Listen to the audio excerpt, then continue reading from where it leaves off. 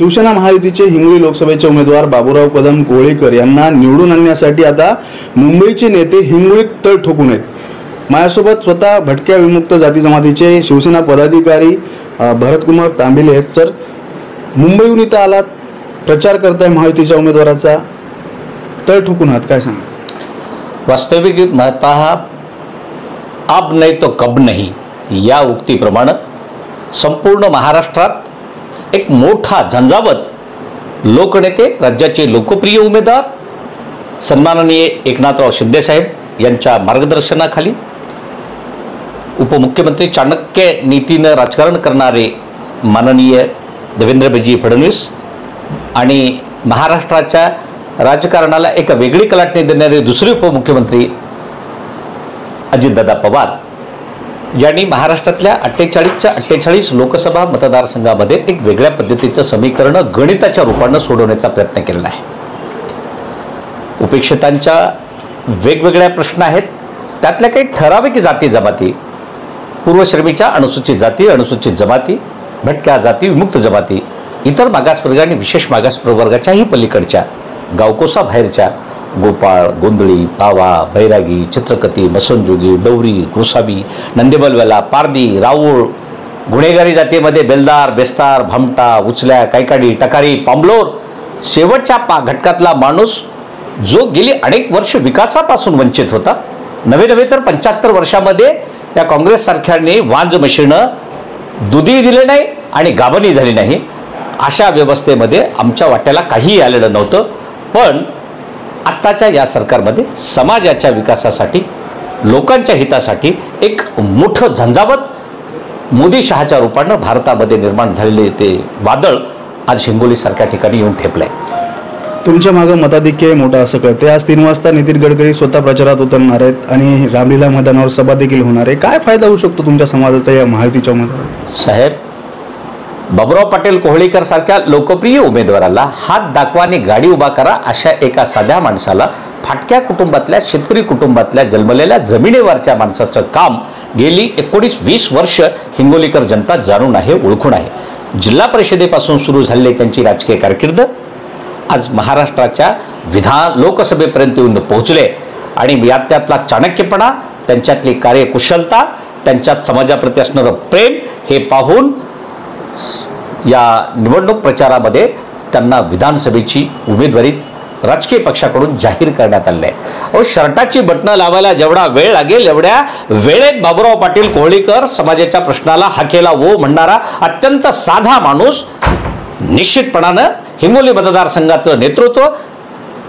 गल्ली ते दिल्लीपर्यंत ठोकून करणारा एकमेव शिवसैनिक आणि एकनाथ शिंदे साहेबांच्या शब्दावरती प्रेम करणारा, त्यांच्या हाकेला वो म्हणणारा हा ढाण्या वाघ आहे आणि तो निवडून आल्याशिवाय राहणार नाही। मागच्या 5 वर्षाच्या काळामध्ये हेमंत पाटलांना सुद्धा ऐनवेळीच उमेदवारी मिळाली होती आणि बाबूराव कदमांना सुद्धा आता एक लॉटरीच लागली आहे लोकसभेच्या उमेदवाराची। हेमंत पाटील हे निवडून आले होते, पण आता वेळ कमी आहे।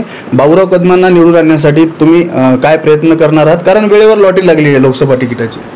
मी तर असं म्हणेल की बाबूराव पाटील कोहळीकरांच्या बाबतीमध्ये कर्मण्येवादिका रस्ते माफलेषु कदाचन हा पठ्या निरपक्ष भावनेनं या हिंगोली मतदारसंघातलं कामच करत होता।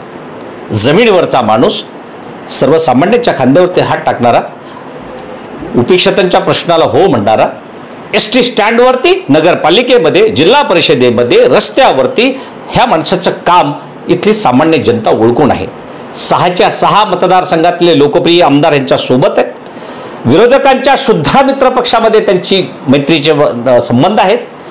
माजी लोकसभेचे पूर्वीचे जे 4, 5, 6 खासदार या हिंगोलीकरांनी निवडून दिले होते, तिथल्या विरोधकामध्ये सुद्धा बाबूराव पाटलांच्या प्रति आस्था, प्रेम आणि सहिष्णुतेचे लाट आहे आणि म्हणून डंके के चोट पे हे सीट, ही लोकसभा आम्ही यशस्वीपणे विजयी केल्याशिवाय सोडणार नाही। नव्हे तर ही जनतेनंच उमेदवारी आणि जनतेचाच माणूस, जनतेचाच आमदार, जनतेचाच खासदार अशा पद्धतीची हिंगोली लोकसभेची मतदारसंघातली आत्ताचं चित्र तुम्हाला आणि मला पाहायला मिळते। शिवसेना पक्षफुटीनंतर गद्दार नावाचा डाग तुम्हाला लागला। आता या निवडणुकीमध्ये तुम्ही जर 400 पारचा नारा दिलाय आणि 48 महाराष्ट्रात जागा असतील तर त्या निवडून आल्या तर हा डाग पुसले जाईल का गद्दार नावाचा? निश्चितपणानं समाजानं शेवटचं काम करत असताना ज्याच्याकडे काम करण्याची कुवतच नाही अशी माणसं नेहमी आपल्या पद्धतीनं बोलत राहत असतात।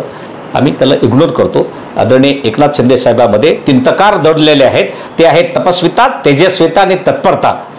आणि निश्चितपणानं वंदनीय बाळासाहेब ठाकरेंना वंदन करून समाजाच्या 80% राजकारण समाजकारण आणि 20% राजकारण करणारी ही फळी निश्चितपणानं तुम्हाला महाराष्ट्राच्या विधानसभेत आणि देशाच्या लोकसभेमध्ये चमकल्याशिवाय दिसणार नाही. ही क्रांतीची लाट आहे. अब नाही तो कब नाही या उक्तीप्रमाणे ही मंडळी सगळे नेटानं आणि जोमानं राज्य परिवर्तनामध्ये तुम्हाला पाहायला आणि बघायला मिळेल आणि मला विश्वास आहे. नितीन गडकरींची 3 वाजता सभा आहे रामलीला मैदानावर. तुम्ही देखील उपस्थिती लावणार आहात असं कळते. तुमच्या म्हणण्याप्रमाणे तुमच्या आदेशानं तुमचा समाज हा जो आहे हिंगोली लोकसभेतला बहुल समाज तो बाबुराव कदमांना पाठिंबा देईल का, मतदान करेल? निश्चित. बाबुराव कदमांचं जिल्हा परिषदेचे सदस्य असतानापासून जे या समाजाच्या प्रति काम केलेलं आहे, पालातल्या माणसाला हुडकून आणून त्याने घरकुल योजना दिलेली आहे. 80,000 ते 1,00,000 लोकांच्या वैद्यकीय सेवा सुविधा त्या माणसानं पुरवलेल्या आहेत. मागेल त्याला घर, मागेल त्याला शेतकऱ्याला पाणी, शेतकऱ्यांच्या प्रश्नासाठी जनआंदोलनं, त्याचबरोबर रस्त्यावरची लढाई, राजकारणातल्या पलीकडे जाऊन त्या माणसाच्या सुखदुःखात सहभागी होण्याचं काम बाबुरावसारख्या माणसांनी केलेलं आहे. आणि त्यांना पूर्वश्रमीच्या जिल्हा परिषदा, पंचायत समितीचा आणि विधानसभेच्या हातगाव मतदारसंघात तो अल्पशा मताने त्या विधानसभेमध्ये त्यांना थोडंसं अपयश प्राप्त करावं लागलं होतं. आणि ह्या सगळ्याची मोठ बांधून म्हणून तर वरिष्ठ पातळीवरती मुख्यमंत्री महोदयांनी त्यांच्या नावाचा आग्रहानं विचार केला आणि लोकसभा मतदारसंघामध्ये पूर्वश्रमीचं काम, आत्ता असलेला राजकीय त्यांचा उलाढाल, समाजाप्रती असणारी निष्ठा, या सर्व बाबींचा विचार करता कोहळीकरांचं पारडं निश्चितपणानं जड आहे आणि ते निश्चित यशस्वीपणे झाल्याशिवाय नाही. निश्चितपणे ते लढाई जिंकल्याशिवाय राहणार नाही. आणि ही लढाई जनतेनं सामान्यांना हाती घेतलेली आहे. गोरगरीब या लोकांचा प्रचार आणि प्रसार करतायत. अल्प वेळेमध्ये जरी असली तरी पण मतदार स्वतःहून 6च्या 6 विधानसभा मतदारसंघामध्ये काम करतायत. आणि यापेक्षा इथल्या स्थानिक विधान परिषदेचे सभापती असणारे संपूर्ण 6चे 6 विधानसभा आमदार हे जातीनं प्रचाराला रस्त्यावरती आहेत. वेगवेगळ्या सभा, कोपरा सभा, जाहीर सभा, पदयात्रा, त्याचबरोबर मोठ्या रॅलीज आणि आदरणीय गोपीनाथराव मुंडे साहेबांची सभा या ठिकाणी होत आहे. कालच माननीय पंतप्रधानांनी नांदेडच्या जाहीर सभेमध्ये इथल्या लोकसभेच्या उमेदवाराची जाहीर पाठराखण करून त्यांच्या कार्याचं कौतुक केलं. मुख्यमंत्री महोदयांनी कौतुक केलं. देशाच्या पंतप्रधान महोदयांनी बाबुराव पाटलांना भरभरून शुभेच्छा दिलेल्या आहेत आणि म्हणून त्यांचं यश निश्चित आहे. अगदी शेवटचा प्रश्न, शिवसेना हा पक्ष हिंदुत्ववादी मानला जातो, सर्वसमावेशक समाजाला घेऊन चालणारा आहे का आणि मुस्लिम समाजाला विशेषतः घेऊन चालणारा आहे? मी नाथपंथी डवरी गोसावी समाजातून प्रेरित करतो. शैली सिंगी सीर जटा झोळी भिगबा भेष, कानन कुंडल भस्मली शेष गोरक्षा देशादेश हा आमचा बाणा आहे. आणि मग हिंदुत्वाची दीक्षा देण्याचं पवित्र कार्य सुद्धा या नाथ संप्रदायाने केलं आहे. मी नाथ संप्रदायातल्या नाथपंथी डवरी गोसावी समाजात भटक्या आणि विमुक्तांमध्ये बोलत असल्यामुळे इथल्या हिंदू आणि हिंदुत्वाची व्याख्या ही आपल्या अगोदर लोकनेते वंदनीय बाळासाहेब ठाकरेंनी समाजाला सिद्ध करून दाखवलेले आहे. आणि मुस्लिम समाजाला स्थान आहे का तुमच्या पक्षात? निश्चित आपण पाहताय साबिरबाई शेख सारखी मंडळी सुद्धा तुमच्या स्थान असेल तर बांगरांनी एक वक्तव्य केलंय की मी 2019च्या निवडणुकामध्ये म्हणलो होतो की मला मुस्लिम मतांची गरज नाही. माननीय विधानसभेच्या त्या मतदारसंघातल्या बाह्य रचना आणि अंतर्गत रचनेत कदाचित बदल असू शकतो. परिवर्तनाचं वारं आहे. मला निश्चित विश्वास आहे की आपण लोकसभा मतदारसंघात त्या बाबतीमध्ये निरळपणाने आणि साचतमुखपणानं बाबुराव पाटील कोहळीकरांचा विजय आपल्या समोरच आपण एकत्रितपणे साजरा करू. आणि विजयाच्या गुलालासाठी आम्ही निश्चित भटक्या आणि विमुक्तांची माणसं एक मोठी रॅली आपल्याला पुन्हा लोकसभेमध्ये तुमच्यासोबत तुमच्या माध्यमातून समाजाला सिद्ध करण्यासाठी आपण साजरे करण्याचा प्रयत्न करू. जय हिंद, जय महाराष्ट्र. नक्कीच आपण पाहू शकतो हे होते भटक्या विमुक्त जाती पदाधिकारी किशोर तांबोळी आणि भरत तांबोळी. आणि दुपारी 3 वाजता नितीन गडकरी यांची हिंगोलीच्या रामलीला मैदानावर जाहीर सभा देखील होणार आहे. त्या सभेला ते उपस्थिती देखील लावतील. दिनेश कुलकर्णी, युवा क्रांती न्यूज, हिंगोली.